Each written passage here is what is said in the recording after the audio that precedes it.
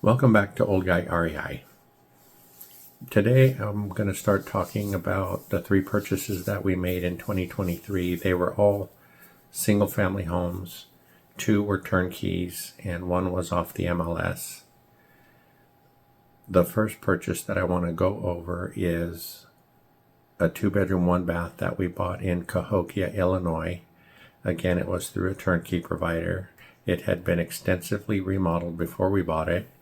And that remodel included a new roof, new heating, new electrical and plumbing, remodeled kitchens and baths, all new paint and flooring. And it's a really nice little unit. It's supposed to be renting for $850 per month, and we'll go through the lessons learned now. The first thing that came up was, since it was a cash purchase, I forgot about insurance, because when you purchase a property with financing, your lender is going to require insurance, so you get reminded of that through the process, and you need to have that in place before you close. But in this case, it was a cash purchase, and it kind of slipped my mind until the last minute. So I had insurance put in place, and we had that done before the tenant moved in. In the turnkey model over the years, it was supposed to be that the turnkey provider will rehab the unit and actually place a tenant before the investor takes ownership of the property. That's kind of faded out over the years, so I think we were lucky to find one that was still practicing that way. In this case, the turnkey provider actually had a renter in one of his units that wanted to move into a more updated unit. That renter had been with him for about a year and was a Section 8 tenant as well.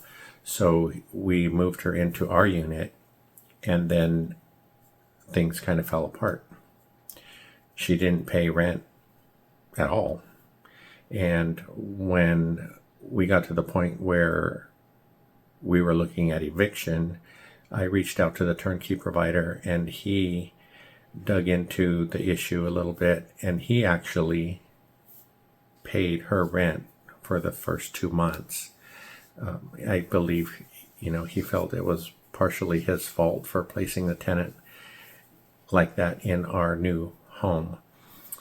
And so that was really a big relief and very nice of him to do that. I don't know many turnkey providers that would have gone that far, but he did. And then that took us to January, and still she neglected to pay January and the beginning of February. So we are going through the eviction process with that tenant right now. And something that varies from state to state, or maybe even county to county, is how long an eviction is going to take and how long it's going to cost, how much it will cost.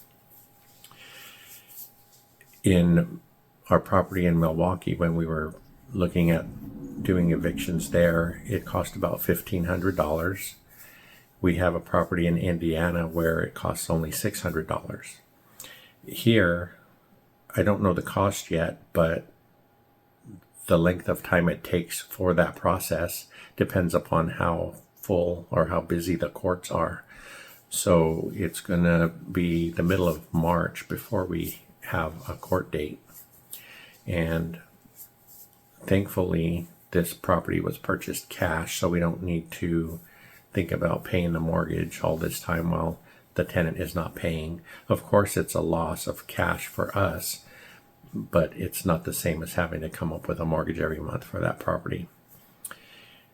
And now we're just waiting for the eviction process to run its course. We'll get a new tenant in there, and hopefully we'll be able to get a little bit higher rent.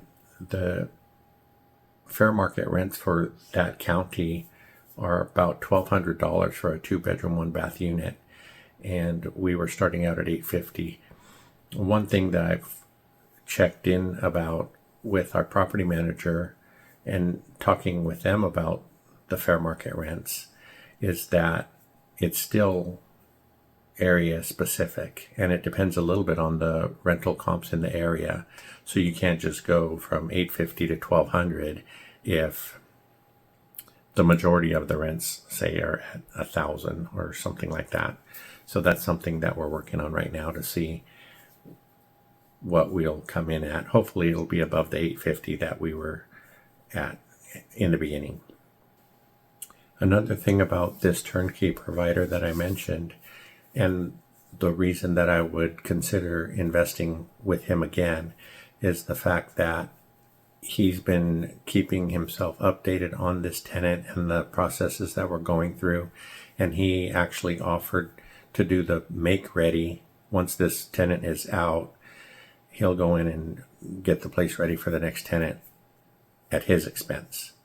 And that just seems really out of the ordinary, but very much appreciated. And all the turnkey providers are different. A lot of them wouldn't do that. The turnkey model gets a bad rap. I think a lot of people think that maybe the turnkey provider is going to place a tenant in there and not care what their qualifications are. They just want a body in the property to help sell it to the investor. But one of the things that I think helps mitigate that issue is that if the turnkey provider works closely with a property management company, they're not just going to want to stick anybody in there, because they're not going to want to deal with any problems either, whether it's on the property management side and complaints coming back to them, and then they'll get a bad reputation moving forward. So that was one of the things that made me feel a little bit more comfortable about the tenant in the first place. I mentioned in the last video about the difference between property management companies and their maintenance and other costs that you might incur. This particular property manager, for example, when they place a tenant, they have a flat $300 fee, and the management fee per month is only $65, which is not quite 10% of the gross rents. And they don't have an in-house maintenance division. They have a long list of handymen and contractors that they use for maintenance and repairs. We haven't had any issues come up, so I don't have any comparables as far as their labor rates or if their fees are high or low or what that might look like. The turnkey model was a good place for us to start because it meant that we didn't have to oversee any construction projects from a distance. And when you buy a turnkey, you still have the option to get an inspection, and you should. In our experience, we were able to get inspections on the last 2 turnkeys that we purchased, and we worked with the turnkey provider to make any fixes that came up in those inspections, and they were happy to do it. They also have what they call a final hit list, and they're just small items that they need to take care of before the property changes hands. When you're looking at a turnkey deal, you'll see that the turnkey providers typically post a pro forma for the property, which is essentially all of the numbers involved in the deal and how it should look for the first year. And sometimes they'll even calculate it 10 years out. I don't really pay attention to that, but when you look at their pro forma, there are numbers, and you need to dissect it very carefully, because a lot of times they'll leave certain numbers out for the first year, like for CapEx and maintenance, because they feel like the property's been rehabbed, so you shouldn't experience those kinds of costs in the first year. But we still run our deals like we're purchasing something off the MLS, where you always calculate what your mortgage payment's going to be, the principal and interest, what the taxes are, what your insurance costs will be. We take out for vacancy, maintenance, and CapEx. And then once you have all of those deductions from the monthly rent, that will give you your true positive cash flow. Sometimes I've run across deals where maybe they have a lower interest rate, because they'll post that as well, and maybe it's too low for the time that you're looking at the property, because mortgage rates change every day. The other one that I find that seems to be low is insurance costs. They always have a really low number in there, and I have found that typically it's double what they have in their pro forma when we actually check in with our insurance agent. So get a hold of your insurance agent, let them know about the property. They'll give you a true number, and they can usually do it really rapidly so that you don't jeopardize the deal. The other thing is taxes. Maybe for the first year, the taxes will be where they say they will be, but you're buying the property now at a higher price point. So your taxes are most likely going to be higher the next year. And different counties, different states, the tax rates are different. In Illinois, like in this case, the taxes are, I think, the highest across the United States. So that's something to watch out for as well. Hopefully this has been helpful.